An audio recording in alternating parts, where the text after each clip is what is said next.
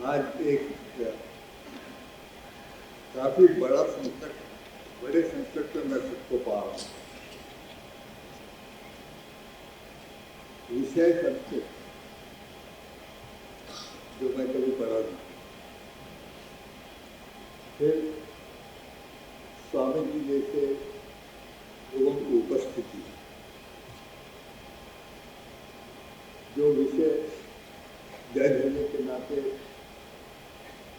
हम बहुत दूर रहे मंत्र से, हम लोगों के मंत्र कोई और ही भाषा में रहे, लेकिन अत्यंत हर्ष है कि मैं आज यहाँ पर आप लोगों के बीच में मुझे आमंत्रण किया और मैं यहाँ हूँ। मैंने पूज्य स्वामी जी से वहाँ बैठकर पहले पूछ किया। मैं बोला, देखिए स्वामी जी, ये तो ऑल इंडिया अटेंडेंस है यहाँ, और यहाँ पे कोई भी रीजनल भाषा में बोलना उचित नहीं। बोलना उचित सिर्फ ये भाषा है यहाँ पर, यानी संस्कृत, जो मुझे आती नहीं। तो स्वामी जी ने मुझे अंग्रेजी में बोलने की अनुमति दी है, और उस अनुमति के आधार पर मैं आपसे अंग्रेजी में बोलूँगा।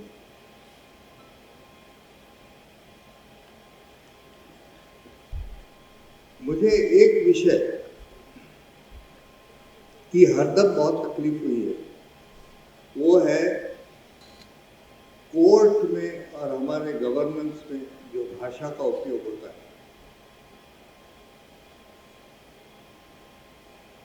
कोर्ट्स में सबऑर्डिनेट कोर्ट्स की भाषा है रीजनल लैंग्वेज। हर जगह हर चीफ जस्टिस स्टेट्स के चीफ जस्टिस के पास रिप्रेजेंटेशन आते हैं, उनको कोर्ट प्रोसीडिंग सिर्फ लोकल लैंग्वेज में करता है, वो उचित भी है और अंग्रेजों के ज़माने से होते आ रहा है, वो अलाउ किया जाता है। तो सबऑर्डिनेट कोर्ट्स की भाषा लोकल होती है। हाई कोर्ट्स की भाषा अंग्रेजी होती है, ये कॉन्स्टिट्यूशनल रिक्वायरमेंट है, ऑफिशियल लैंग्वेज। सुप्रीम कोर्ट की भाषा अंग्रेजी होती है। सबऑर्डिनेट कोर्ट्स में जब जजमेंट्स जो जजेस लिखते हैं, मराठी, हिंदी, गुजराती, तमिल, कर्नाटक, वो जजमेंट जाते हैं हाई कोर्ट में, जहाँ पे वो चैलेंज होते हैं अंग्रेजी भाषा में, और जजेस उसके खिलाफ आर्गुमेंट सुनते हैं अंग्रेजी भाषा में और उनका जजमेंट देते हैं अंग्रेजी में, और वो सुप्रीम कोर्ट में जाता है। सुप्रीम कोर्ट में नॉर्मली ये सवाल खड़ा नहीं होता। प्रॉब्लम बहुत बार आता है ट्रांसलेशन में। अब ये सादी भाषा बोलना और कोर्ट के कायदे की भाषा बोलने में फर्क है। शब्दों का खेल होता है, शब्द के अर्थ पे राइट्स, हक, अधिकार डिसाइड किए जाते हैं, और शब्द में जब फर्क आता है ट्रांसलेशन में बहुत दिक्कत जाती है, बहुत टाइम वेस्ट होता है, और कभी कभी गलतियां भी होती है। यहाँ बंगाल के कोई हो गए तो बंगाली में चीनी चीनी है ना, थोड़ा थोड़ा, और उसको एक हमारे जज साहब सुप्रीम कोर्ट में सुन रहे थे, बोले ये कहाँ से आ गया, शुगर कहाँ से आ गई। तो ऐसे अजीब अजीब उस अब हंसना छोड़ के और कुछ नहीं कर सकते, पर सवाल है इसमें टाइम बहुत बर्बाद होता है। एक और सीरियस बात है जो हम लोगों में सिस्टम है काउंटर एक्ट करने का, वो ये है कि अंग्रेजी में जजमेंट्स लिखने वाले जज का जब प्रमोशन करने की बात आती है हाई कोर्ट के लेवल पे, तब अंग्रेजी उसकी टेस्ट करना या नहीं, से प्रमोशन, ये सब सवाल आते हैं, उनको कॉम्पनसेट करना पड़ता है। पर ये मुझे लगता है कि ये कॉन्फ्लिक्ट अननेसेसरी है। This conflict started in 1835. 1835 में the British introduced English as the official language during the tenure of William Bentinck, Governor General of India. And while introducing it, अब आप ये देखिए जो उन्होंने आज किया भाषण में, मैकॉले ने क्या कहा?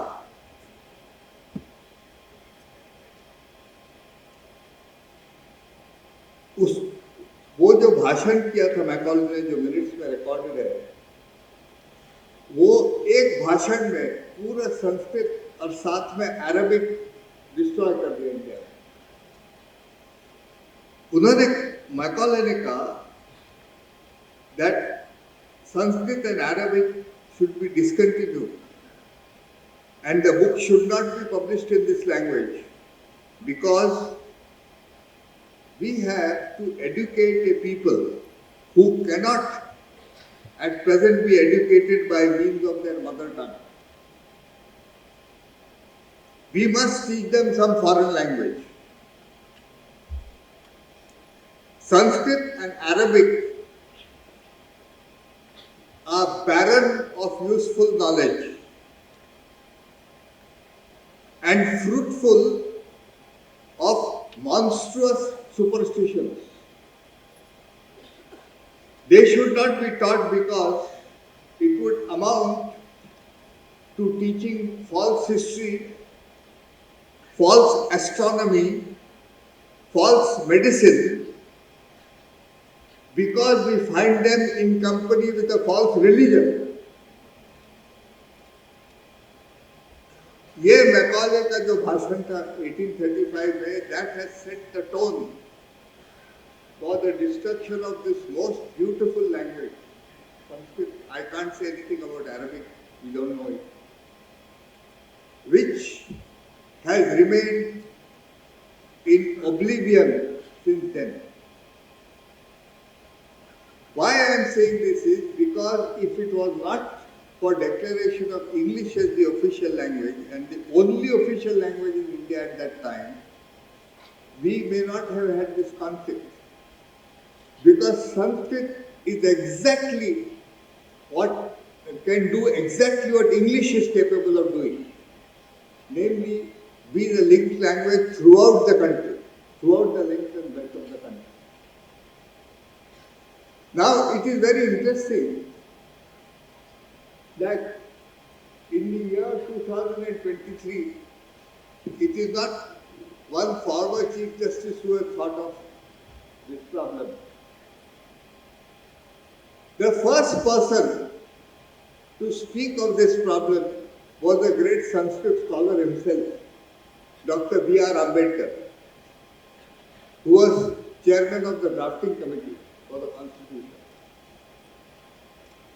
Dr. Ambedkar on 11 September 1949, and I am obliged to Shri Jyopalajari for bringing this to my notice.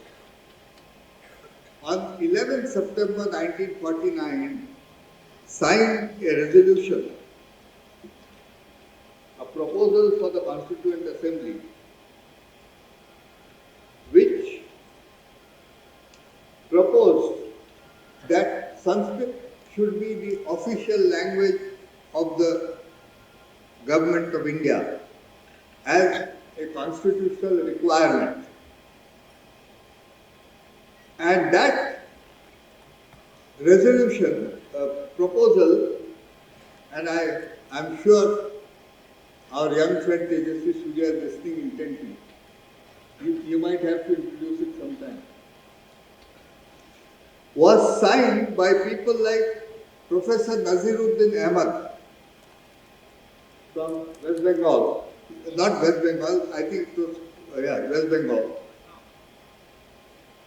B.B. Keskar, Lakshmikant Maitra, T. T.T. Krishnamachari, Muniswami Pillai, Dakshinai Veluyadhan. I don't know how many people know of Dakshinai Veluyadhan now. She was the first scheduled caste woman graduate in India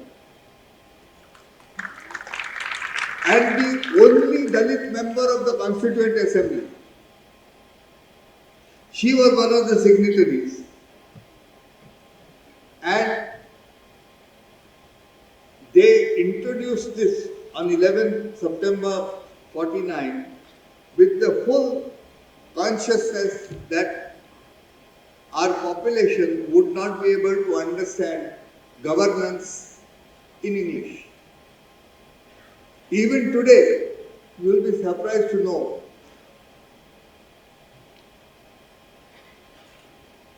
how many people, what percentage of our population can speak English fluently. There is a Lok Foundation which conducted a survey about 2 years ago, and their conclusion was that only 6% people in India can speak English.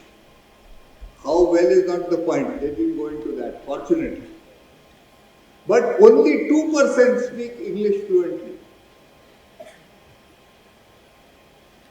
Now, with this position, then also there was an absolute need to introduce a language which was common, and Dr. Ambedkar and all these brilliant people decided it will be Sanskrit. But look what happened to the proposal. What was eventually passed, and the advocates amongst you or those interested in law should read it up. Article 351 is the article which was passed by the Constituent Assembly. And the article says, it shall be the duty of the Union to promote the spread of Hindi language, to develop it so that it may serve as a medium of expression for all elements of the composite culture of India, and to secure its enrichment by assimilating, without interfering with its genius, the forms, style and expressions used in Hindustani and in other languages of India specified in the 8th schedule, and by drawing wherever necessary or desirable for its vocabulary, for the vocabulary of Hindi, primarily on Sanskrit and secondarily on other languages. Now this is a constitutional article, and I am genetically disposed to treating it with the utmost respect. But you please consider this command. What is the command? The command is to develop Hindi according to the genius, the form, style and expression used in Hindustani and other languages of India in the 8th schedule. So Hindi should be enhanced with reference to the other language in the 8th schedule. And what are the other languages in the 8th schedule? For improving Hindi, Hindustani, Tamil, Telugu, Kannada, Bodo, Dogri, Malayalam, Urdu. Now, I don't know what hate. This was only because Dr. Ambedkar's proposal was to be denied. That the Constitution has come up with this command. And look at this further. By drawing, improving Hindi, by drawing wherever necessary or desirable for its vocabulary, primarily on Sanskrit and secondarily on other languages, which means that Hindi should be enhanced by introducing Sanskrit in Hindi. So if I ask myself a question with the utmost humility, then why not Sanskrit?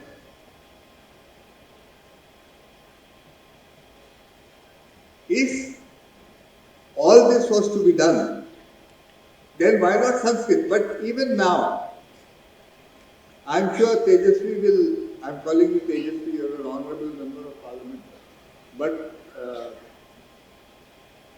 Tejasvi will read all those articles in line when he has something to do with these provisions in parliament.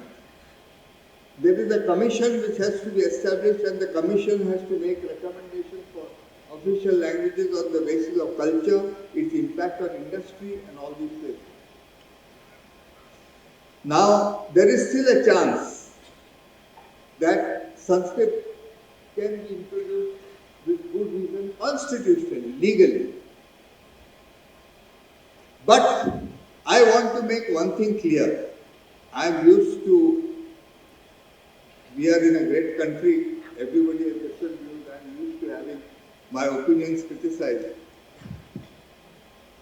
But the Sanskrit I am talking about is not the Dev Bhasha which Swamiji referred to. I am talking of Sanskrit as a Raj Bhasha.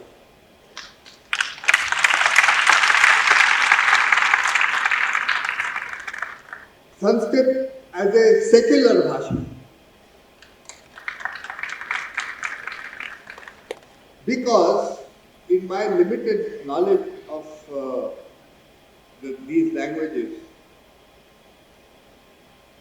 there are 60 to 70% words from Sanskrit in Kannada, Odia, Assamese, Urdu, and many other languages. I am sure we can develop a vocabulary of Sanskrit which will not offend anybody's religious faith. Because even dharma, in its root meaning, is said dharyate iti dharmaha. What brings people together and what holds people together is dharma. We are not talking of dividing society in any way on the lines of language. But Sanskrit is a viable secular language. So secular that it can even be used by a computer. There is no question of any religion in it. There is no question of any bias in it. So if that is possible, there is still hope of Sanskrit being introduced as an official language.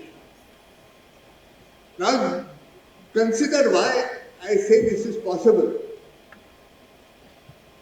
That is because English was introduced as a secular language in India by Macaulay, and I'll quote one sentence from that famous speech of his, which can make many people's blood boil. Macaulay said, "I trust I shall always abstain from giving any public encouragement to those who are engaged in the work of converting natives to Christianity. So I will not encourage anybody who is indulging in conversion, but I will abolish Sanskrit, I will abolish Arabic and introduce English." What I am saying is that if it was possible to introduce English to a nation where nobody understood it, not only introduce it, but make it prosper as an official language to a point that today in 2023 a former Chief Justice is speaking to you in English. And a member of parliament spoke to you partly in English. Everybody knows English. How is this possible? Because it was introduced as a simple language. It was not introduced as a religion or as part of a religion. I would want to, I don't think I am saying anything against anybody's religion, including Hinduism. But I do believe Sanskrit can be separated from Dharma. And that is because already it is so. 85 to 90% of Sanskrit literature is on subjects like astronomy, architecture, law, science, phonetics, etc. The language does not belong either to North India or to South India. There is no question of opposing it. on that ground. It has been found by one NASA scientist that it is best used for use in a computer and can communicate messages in the fewest possible words. And so, I humbly submit that the time has come to do some rethinking on the official language part of it. That it should be spread by Sanskrit Bharati, which they are doing, is another matter. That is not the subject of what I am saying. You see, the British, when they introduced English, they were not bothered whether the Indians understood official correspondence or laws, or even intended that Indians should understand them. The laws were published in official gazettes, which was difficult to find, and it found difficult for Indians who could not get it translated. The British were not bothered about it. Today that situation will not arise. With artificial intelligence, which I am working with many places, artificial intelligence works at a speed of 1 million characters per second. There is the entire body of vocabulary that can be created for the use of, by the use of words which can be understood by everybody in India. That is a problem which I believe will not arise. One thing I must make clear, if a thing like language is not to be superimposed on anybody. It is not to be imposed on a population like the British did. If Sanskrit is to be introduced, it must be introduced properly and it will take years for it. It might take maybe a decade. Surya says, Tejasvi says 2043, 2047. I suppose he will be in power then. So, it will take time. It will require patience, but it is, I believe, the only solution to this problem that is plaguing India. You will see IAS officers from all over the state. They go to different states and they have to use the language which they don't know. And the orders they write are very difficult to understand. In fact, I myself have been unable to understand some orders of the Maharashtra government in Marathi because that official Marathi is a new language. It's a different language. So it will take time, but I am sure that with persistence, patience and intelligence, which I am sure we are all capable of, this will happen. I just want to end by one thing. Which one thing? When Ambedkar, Dr. Ambedkar was asked by a PTI correspondent about the viability of his proposal to introduce Sanskrit as an official language, he retorted rhetorically, what is wrong with Sanskrit? I believe the question remains unanswered. Jai Hind. ABP माझा, उघडा डोळे बघा NEET.